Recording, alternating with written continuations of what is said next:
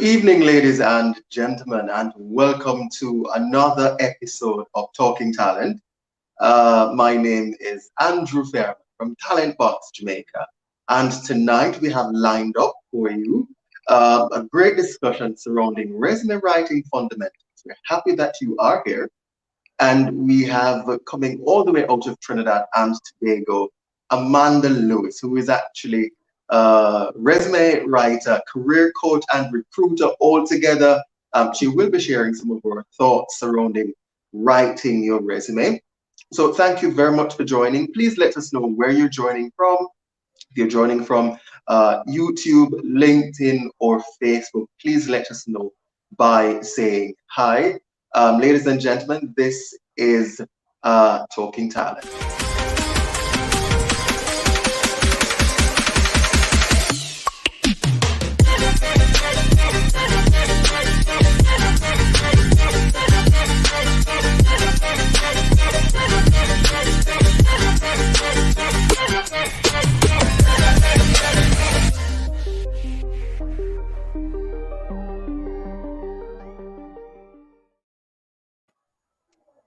Good evening, Amanda. Welcome to the program. Thank you. Good evening, Andrew. Great. We're so happy to have you all the way from Trinidad. Ladies and gentlemen, I see Jay saying hi.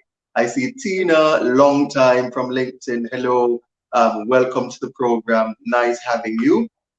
Tonight we're talking about resume writing fundamentals. So, Amanda, please tell us who you are before we go into our program tonight. Perfect. Well, Andrew, you gave me such a lovely introduction, so I thank you. Yes, I am a career coach, recruiter, and resume writer, and my passion is in career development, hands down. The reason why I entered into this field personally as a job seeker back in my day, I saw the need to develop myself. I was feeling defeated in a lot of areas, especially in interviewing for jobs and even getting job opportunities. So I saw where, when I developed myself, I was able to help others develop. So this is where my passion really lies: career development, youth empowerment, and helping persons to just come into their career purpose. So that's a bit about my passion and a little bit about me. Awesome. I love it. So again, for the listeners that are tuning in, please ask any questions that you have surrounding resume writing, because that's what we will be talking about tonight. So from the get-go, Amanda, I've always heard the term resume, CV, some saying that I'm not sure if I need to write a CV, I'm not sure if I need to write a resume. Can you clarify for the viewers what's the difference between a resume and a CV? Sure. So the major difference is its purpose. CV, it's a detailed document where you would list everything, every job experience, any special license you might have, projects you have worked on, publications. It is almost like your blueprint, your career blueprint, right? And you would use this in most cases when you're entering into jobs in academia, perhaps a Yeah, lecturer, principal position, perhaps any jobs like C-suite, so senior yeah, management, CEO, you would use your CV, right? Because it really gives that detail that you need to tell a story about yourself and your entire background. Your resume, on the other hand, is a document, it's a working document in that it should be tailored for every job you apply to. So yeah. it's condensed, of course, and it's targeted to each job you're applying to. So that is the major difference between the two. Awesome. Great. I like that explanation, because there are times when Mm. I've seen people saying that should I write a resume, should I write a CV, or sometimes it's a resume but they classify it as a CV, and vice versa. So That's thank you right. very, very much for that explanation. So No let's now problem. start with the basics, because Designing your resume, it takes some thought, takes strategy. You can't just blindly write a resume. Yeah. You have to put thought into it. Let us start by looking at the design and basically the format. For those who are listening and viewing us on whichever platform, what format or formats would you recommend or suggest for job seekers? Now, there is a running argument or discussion among my resume writers clan. Chronological type resumes are still popular in that Yeah. many recruiters, many employers want to see your history, your job history, how long you have Mhm. worked at a place, and it's easier for them. However, we are living in a different time and we understand that employment gaps would happen for many Yeah. different reasons. So Mhm. when I argue this, I argue a tailored, targeted resume in that Mhm. you are designing it in such a way that it mirrors the job description. So what I mean Mm. is this, of course, you start off with your powerful personal statement, professional summary, whatever you would like to call it, where you offer Yeah. your value proposition and just give a summary of, your industry experience, your skills, attributes, etc. You Yeah. may also opt to, right after that, have an achievement highlights. So Mhm. perhaps some bullet points with, 3 to 5 of your career achievements.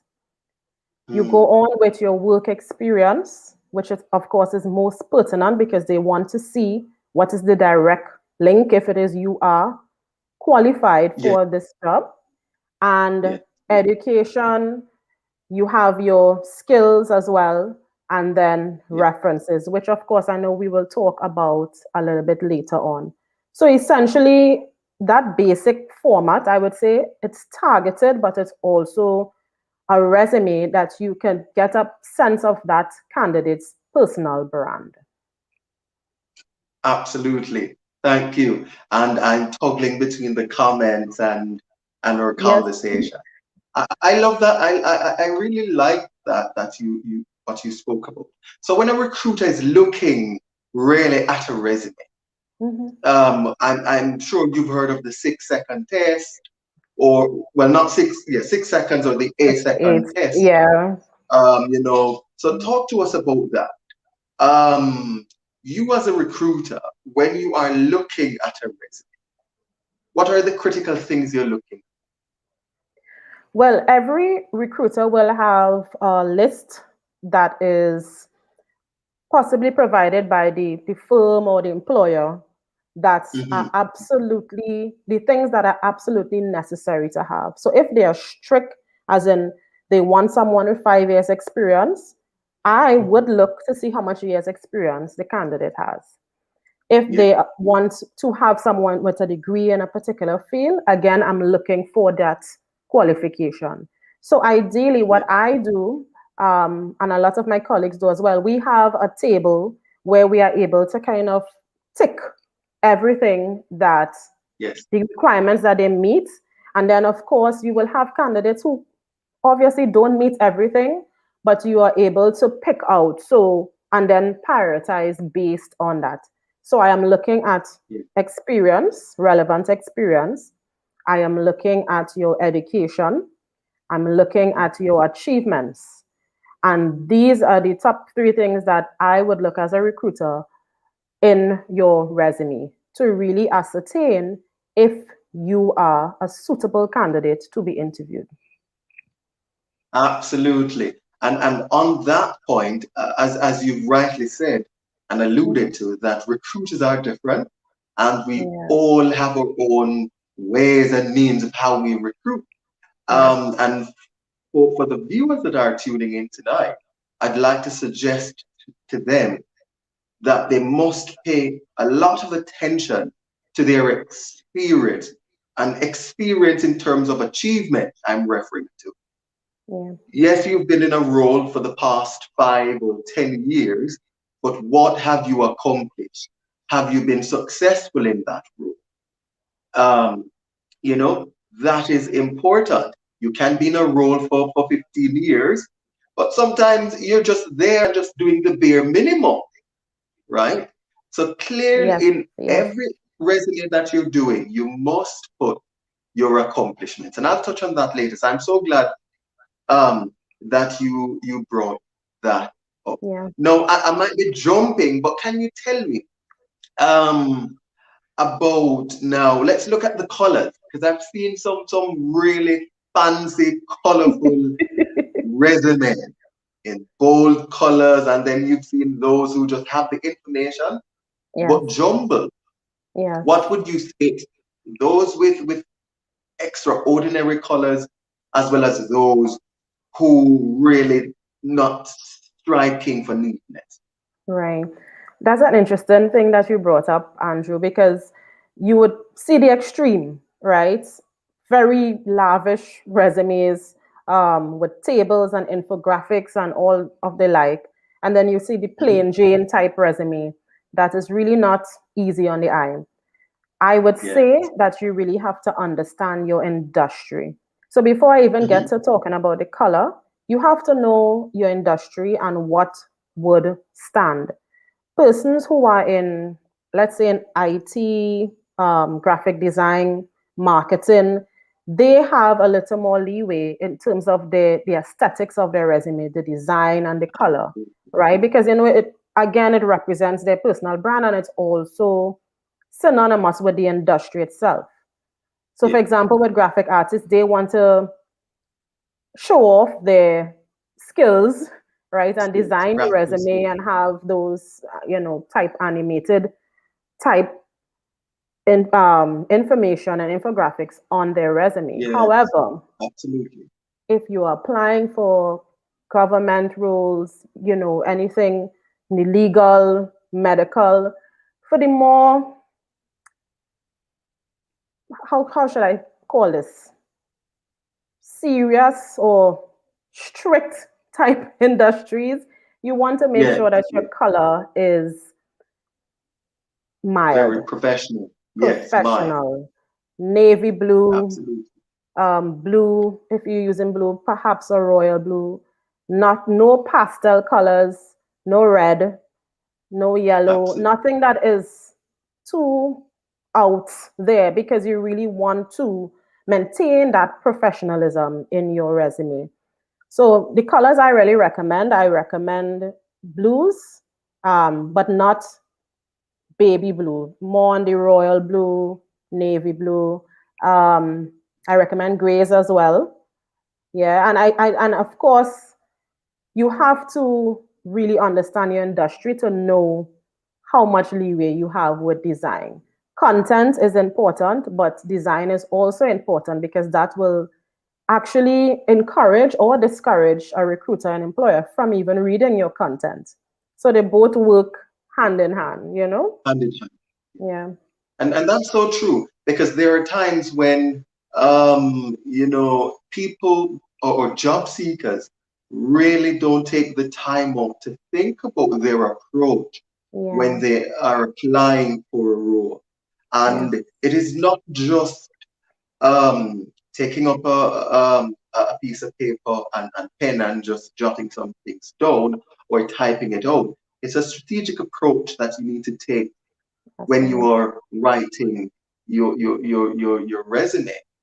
And you have to include keywords as well. I think keywords, Yes. as you've mentioned, you spoke about knowing your industry. Mm-hmm. That is so important. That is so important. So we've been talking now about, probably general resume ideas and how it needs to be done. I've come across a lot of executives or those who we would call C-suite who Mm-hmm. I've written resumes for. They've reached out to me, um, and some are probably joining, listening in now. What advice would you give for that manager, that C-suite person, executive?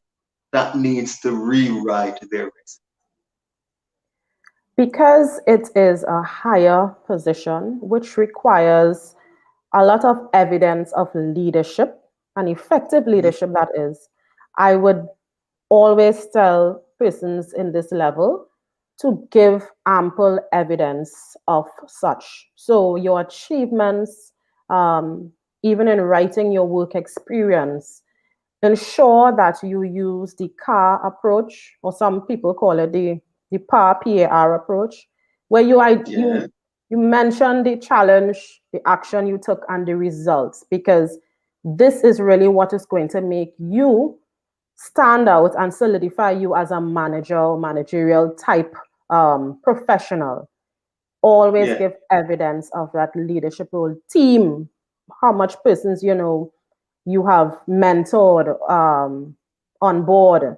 These things you want to have evidence. So this is not just the regular resume. Your Yeah. resume has to tell a story, and it has to be impactful. It has to really sell you as the leader you are professing you are. So I always say evidence Absolutely. has to be there. Evidence, hands down. Thank you. I've come across a few job seekers who they believe that their resume needs to be 5, 6 pages. Oh, And I try to convince a few of them that your resume can ideally be, if 1 page is ideal, mm-hmm. but 2 pages, I mean, it's okay. What are your thoughts on that? I've heard other people saying that your resume needs to be as long as it ought Should to be. be. Yeah. Um, what are your thoughts around I disagree with that it should be as long as it should need to be. that? Now, I know if you have work experience, 3 and up, a 1 page resume is not going to be sufficient. However, Yeah. I 5 and 6 pages, I ask, is this your CV or your resume? That's what I ask first, right? Because Yeah. every resume has to be tailored for the job. So it is okay to include only the relevant work experience for that specific job. You do not have to list all your, work experience from summer, when you did summer jobs while you were in between schools. You really keep Absolutely. it relevant work experience. And when you do that, it makes it easier for recruiters, for Andrew, for myself, and employers to immediately identify, this candidate has what I am looking for. So the Yes. length, I say 2 to 3 pages max. You always try to keep for your resume, of course, your CV, and we understand that it is longer. And even in your resume, guys, you can put your LinkedIn link, and your LinkedIn can go to town with information. You can go to town Absolutely. there. Yeah. Absolutely. Absolutely. Now let's look at targeting. Mhm. When we talk about making sure that your resume um, is um, is Targeted. specific to the Yes. role that you are applying to. I know some people will just go in and if they put in accountant, and they'll probably just go in and change the titles. Is it that what we're referring to? How are we referring to making sure that your resume mimics the skill set? Because I think a lot of times job seekers will take the shortcut by just removing. So if the resume said, if they're applying for an accountant role, and Yes. previously like for a role similar, they just go in and change the title and leave everything else. I've seen that. But it's really not about that. It is about ensuring that the resume mimics the skill set, because the skill set is actually what's important, and the Exactly. achievement. So Exactly. do you agree on that thought? I do, and I love the word that you use, mimics. It has to. Yeah. When you see the job description and you see the required skills, you have to now look at your resume or even do some reflection, because some persons have done things and it's not on their resume. So Yeah. reflect, is this a skill that I have? And can I provide evidence of this? and you include it on your resume. That is what targeted means. It has to mirror or mimic, as you nicely put it, the job description. This is how we are able to easily identify a good fit for the position. Yes. It's not just about changing a title and one or two words. It really has to speak the same language as that job description. Absolutely. Thank you. So what are your thoughts now on adding photographs to the resume? Let's hear that. I am against it, hands down. Honestly, Yeah. it does look professional. I know persons go out and get professional headshots done, and it makes them feel, empowered. This is me, this is my brand. Yeah. But unfortunately, we are humans and we have inherent biases.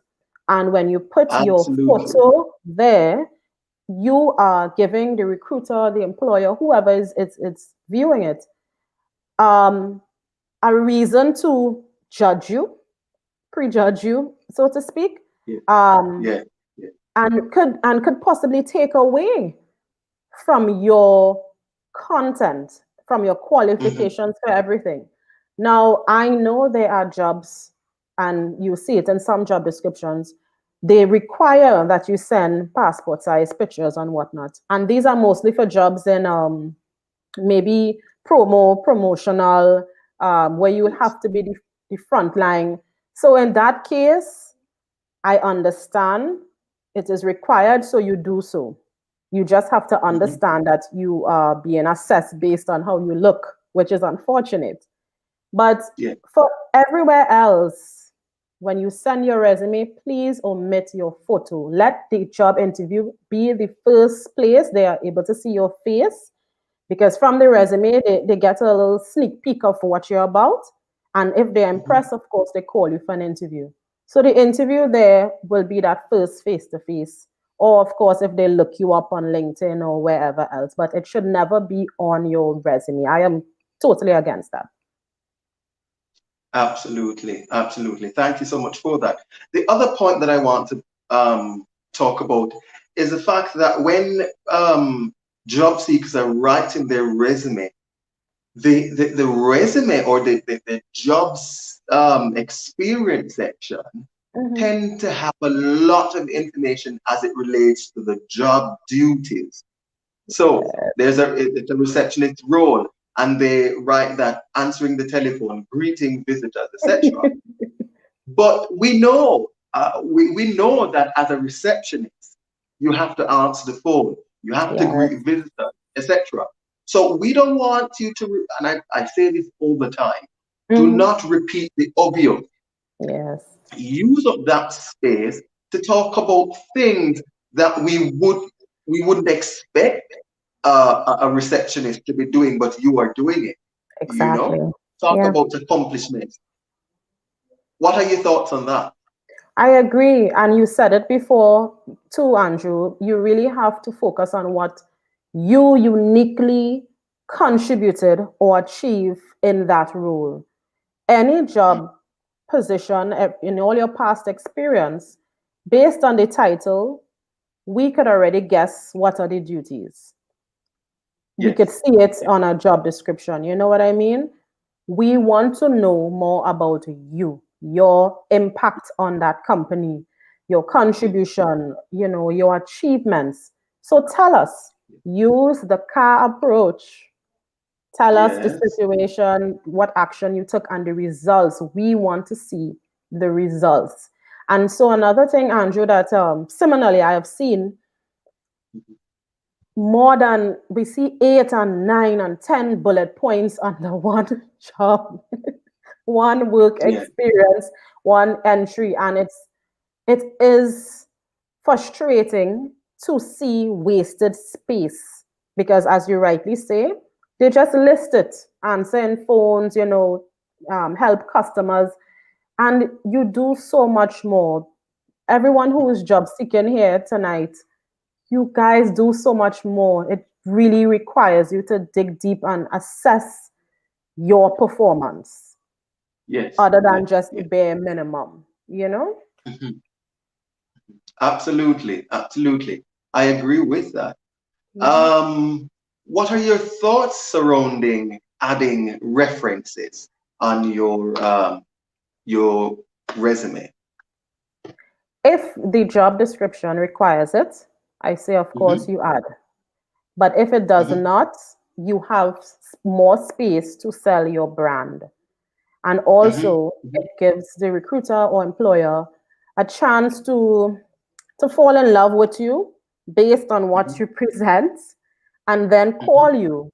Can I have two references? And so this is where they use that opportunity to get supported evidence for what and who you say you are, right? But Absolutely. if it's not required, you don't need to include references.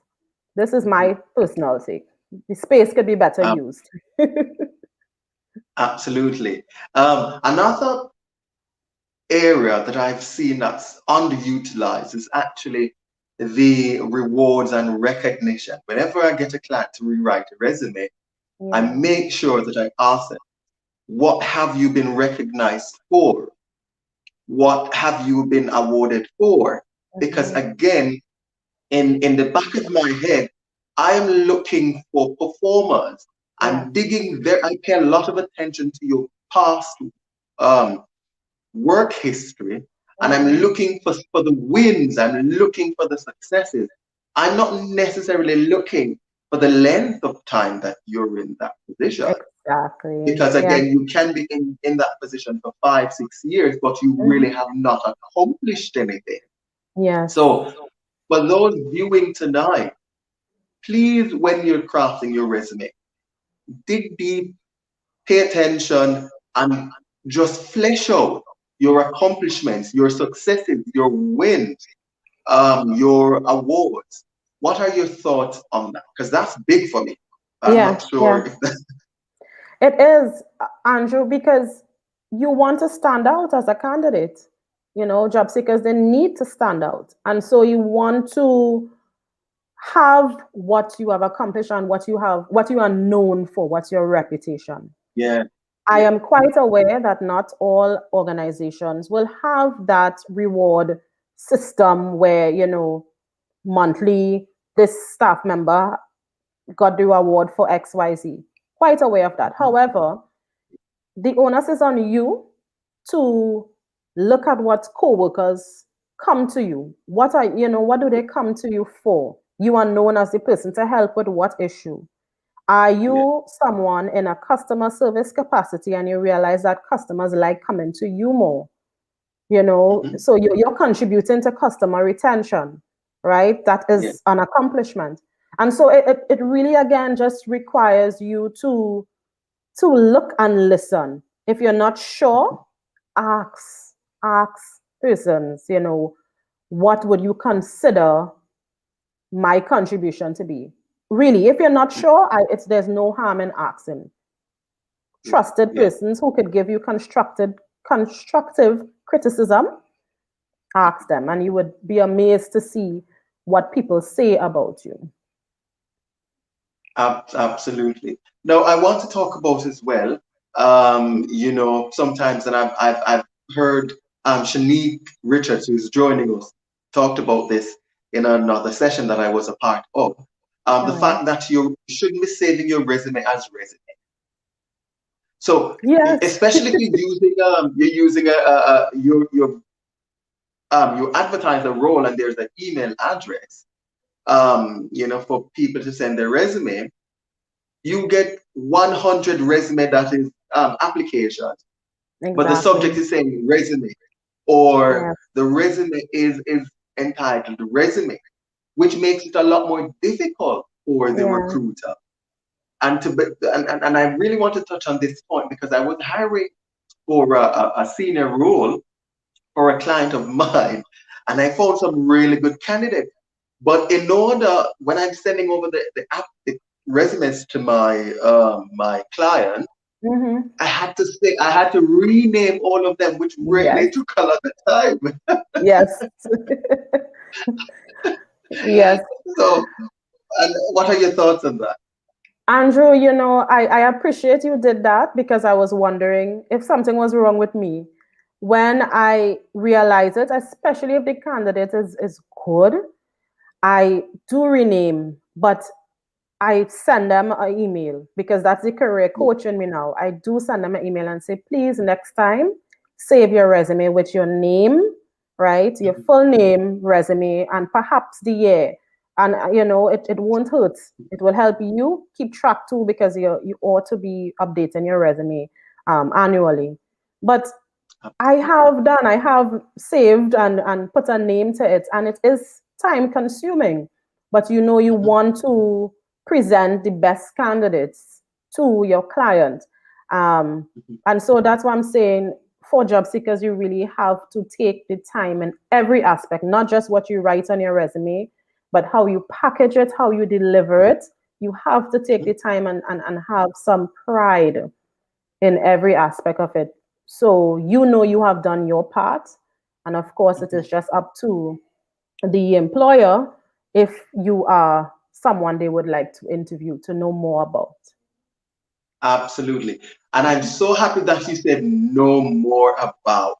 So let me throw in now a very controversial idea that I have in the back of my head.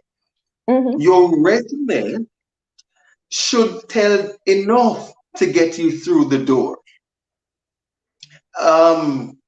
Right? So it should be Yes. when you're crafting your resume, it should be telling a story that the recruiter wants to call you. This is for Yes. all my viewers, all my listeners, because I've read something from a great social media personality, Mm-hmm. Dr. I think Dawn. She said Mm-hmm. that the recruitment process is about elimination. Yes. So the first thing that goes on in a recruiter's mind is I have 100 candidates. I am eliminating until I find my ideal candidate. Yes. Yes. So whenever the job seeker is designing and crafting the resume, it needs to be crafted in such a way that you yourself don't eliminate yourself, because that can Yes. happen. You write it and from the get-go, the recruiter eliminates you. You want to pass that 6-second test so that you can get to the interview. Am I Yes. correct? That's right. That's right. I I like what you say, and how I put it is simply you want to romance the recruiter. You want to just, when you go on a first date and everything is just exciting, and so then you get your foot in the door for the real date. That is essentially Mhm. what you must do. So in order for that to happen, you need to make sure that your headers are labeled properly. You want to either Absolutely. have it, core competencies or skills. Mhm. You have your work Mhm. experience that's clear, education is clear, professional summary is clear, and that way we can zone in on what it is we're Mhm. looking for, right? You Mhm. do not want to put too much information where Mhm. it doesn't create a sense of mystery. A little mystery is fine. A little mystery is fine because Absolutely. it's something that you could talk about in the interview. It creates conversation. So just Yes. enough that would have them holding on to, I want to learn more about Andrew. I want to learn more about Amanda. Let's call her in for an interview. And that is the approach that Absolutely. every job seeker should take. Absolutely. So, and to back to your point, when a job seeker is applying for a job, they need to decide, they need to find out Mm-hmm. what is the most critical skill set for this role. Because Yes. to be quite frank, and the recruiter will tell you, the advert will tell you that you need to have 1 year or 5 years experience, mandatory, Yes. or they'll tell you this is an asset. You need to pay attention to those words. It means that if you Mm-hmm. don't have it, it does not necessarily mean that you should not apply. So pay Correct. attention to this. Figure out which is the most or which are the most critical skill sets that the recruiter Mm-hmm. is looking for, and build your resume around that. But That's here's right. Daniel Campbell McKenzie. is saying that she uses her full name and then curriculum vitae at the end. That's Yes, absolutely fine. that's fine. That's That's fine. absolutely fine. Mm-hmm. And this is Shade. All I'm hearing is experience. We understand. I can feel your pain, Shade. Most Yeah. young adults don't have years of experience. We have qualification. Jobs one in other words, she's saying that you're asking us for experience. We don't have experience. You have to employ us for us to get the experience. So I want to touch on that. And then I'm going to hand. Can I do that? I know you. It's your show tonight. No, Andrew, you touch, and I will support too because I know this is a sore topic for a lot of persons, especially graduates with no experience. So you go ahead, and I will support. Absolutely. So how I recruited differently, as I've mentioned to you earlier, is that I look for success.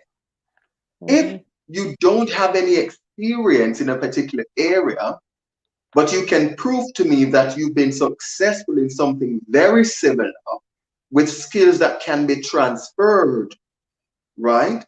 I will look for that. And I think a lot of recruiters need to learn this concept that you are recruiting on what I call performance-based. I call it performance-based hiring. Exactly. That's what you need to pay attention to.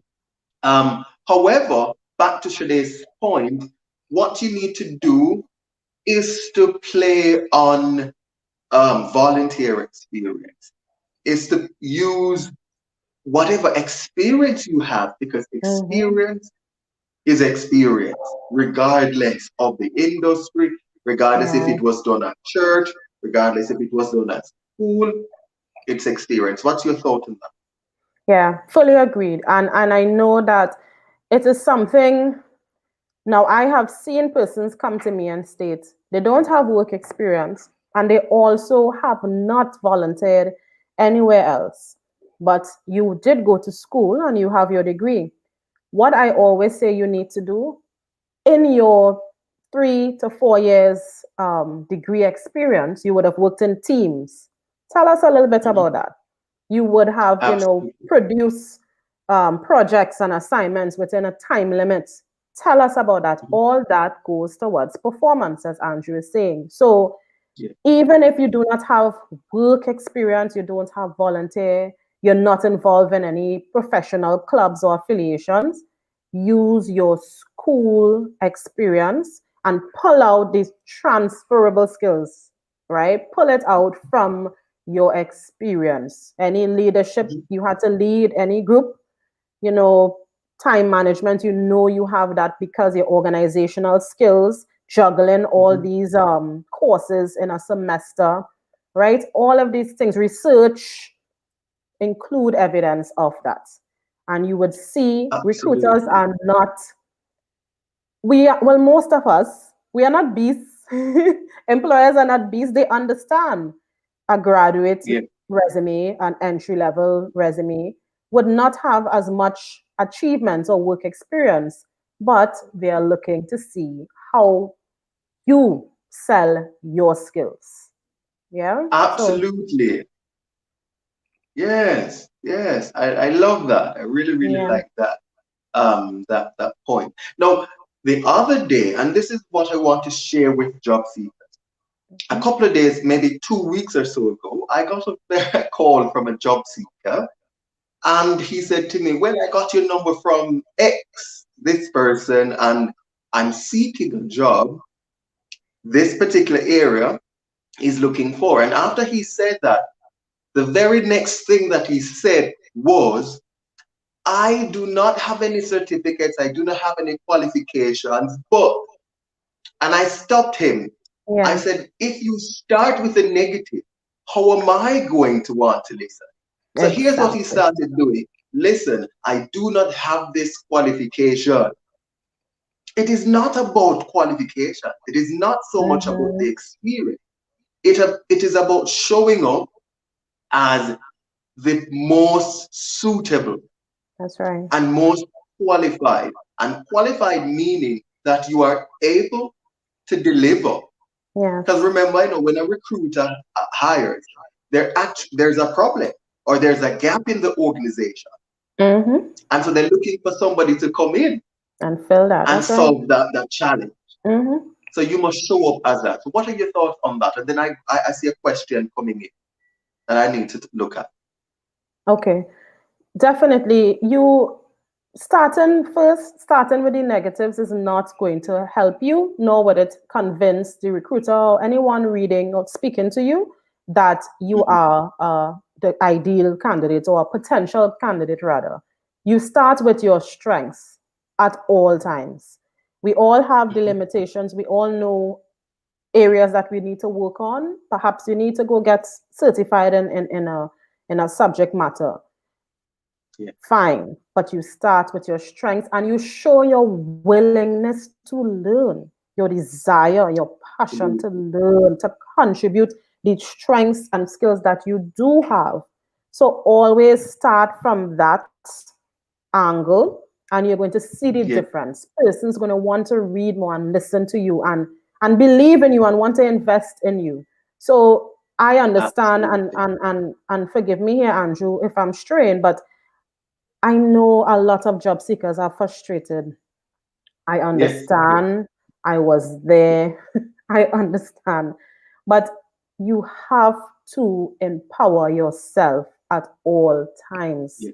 Because if you are frustrated and you're coming with that energy, as in just give me a job, or you're just doing a resume that is generic and sending out and you're not getting responses, and it's a whole loop, you're not going to see results that way. You are not going to see results that way. You have to invest in yourself if you want others to invest in you. So that is my Absolutely. take on it. Yeah.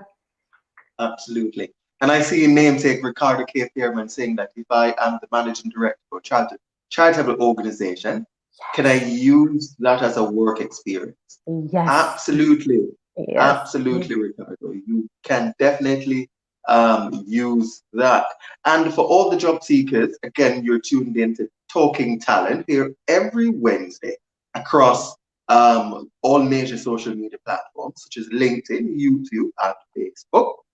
And tonight we're talking to Amanda Lewis, all the way from Trinidad and Tobago, and we're looking at resume writing fundamentals. So you need to join us every Wednesday where we try and assist job seekers. And I see we have a lot of viewers tuning in tonight. Thank you for joining.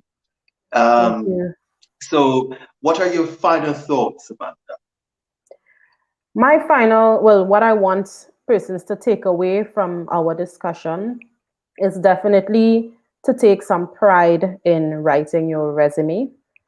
And remember that you are creating a document that has to strike a balance between your brand, your qualification skills, what you offer, balance between what the company is looking for. And so you want to have that really a document that gels the two. That is what we call the targeted resume, right? Taking the time to target and to tailor your resume is going to benefit you. You would find that you get more calls for interviews that way. So, just take the little time. Treat this as you would have treated your assignments. You take time and hours you spend. Treat your job application process like a research paper. I'm telling you, it's going to be worth it because you want to target a company that you would like to work for, not just a place that you want to get a job, right? At least that's what I would want persons to target where they want to work. Empower yourself in that way. Absolutely. Yeah. Absolutely. And I'm so glad that you brought that up. We are out of time, but I'd just like to say to those who are viewing and watching us tonight that you must be deliberate in your job search approach. You must be consistent as well. You must know how to navigate through to job opportunities. LinkedIn is a great tool that you must use, but you can't just use it for solely self-service. I've received so many requests on LinkedIn, and the first thing that they've sent me is, I need a job. Can you Yes. help me? Here's my resume. I mean, yes, I might have job opportunities, but really show up. And Lysandra Rickards, who operates Soul Career, the other day we were in a podcast, and she shared that networking is really, you should consider networking as though it is your bank account. Yes. If you don't deposit, you cannot withdraw. Yes. So if you're going to network with somebody on LinkedIn or a recruiter, before you ask and try to withdraw, make sure that you are depositing. Yes. So follow somebody, follow Amanda on LinkedIn and support her post and engage the content, so that whenever you send a direct message, she will immediately recognize you and say, hey, this is one of my supporters, you know? Exactly. Yeah. So absolutely. Amanda, tell us where they can find you. And I think you also do resume writing. So talk to us about that as well, and where they can find you if they need help writing resume. Okay, no problem. So you can find me on LinkedIn, can find me on Facebook, Instagram, and I recently joined TikTok. You know, that fun side, but you know, you use it for edutainment. So I am there as well. Resume writing services I do offer, so you're free to reach out to me, find out. I have special on based on where you're at, because everybody have unique needs, entry level, mid-level, senior. So this is what I do with my service. And of course, general mentorship, you know, one-on-one coaching, a little empowerment session. These are the things that I offer as well, because job seeker, your resume is, that's not it. That's not the only thing. Sometimes it's a lot of things that need some work mindset wise. So, you know, reach out. I would love to have a conversation with you and, you know, see in what areas that I can help. Yeah. And Andrew, I really appreciate this opportunity. I enjoyed our conversation. It is nice to connect with fellow Caribbean, you know, regional professionals. So thank you very much. Yes. You're very welcome. You're very welcome. We're so happy to have you. I'm pretty sure that they have learned a lot. You know, people are saying that they really enjoyed the conversation. It was very informative. So thank you so much for joining us. And we will collaborate much, much more for us. Thank you very much, Amanda. Yes. And have a good one. You too. Good night, everyone. So there you have it, ladies and gentlemen. Amanda, all the way from Trinidad and Tobago, talking to us about the fundamentals of resume writing. Again, please put some thought into writing your resume. It's absolutely necessary, especially if you're looking at, you know, you're trying to find your next career opportunity. We will be launching in very short order what we call Resume Writing Mondays, where we would offer live reviews on your resume, and that's absolutely free. So Danielle, her last name is Lewis. Her last name is Lewis. So please look at that. Thank you very much, Shanique. Thank you. Ladies and gentlemen, let's take a quick break and we'll be back. Struggling to find the right candidate? Need to streamline your recruitment process with a simple and user-friendly platform? Introducing CareerJA, Jamaica's newest and most cost-effective way to hire fast and hire smart. As an employer, you can advertise your jobs, schedule and track interviews, chat with job seekers to build your employee brand, remove the recruitment hassle, and focus on your core business duties by using CareerJA today. CareerJA, connection made easy. Welcome back, everyone. Thank you very much for joining us. If you've not yet uploaded your resume on careerja.com, please go ahead and do so, as well as follow us on YouTube, Facebook, and linked in here. This has been Talking Talent. Thank you.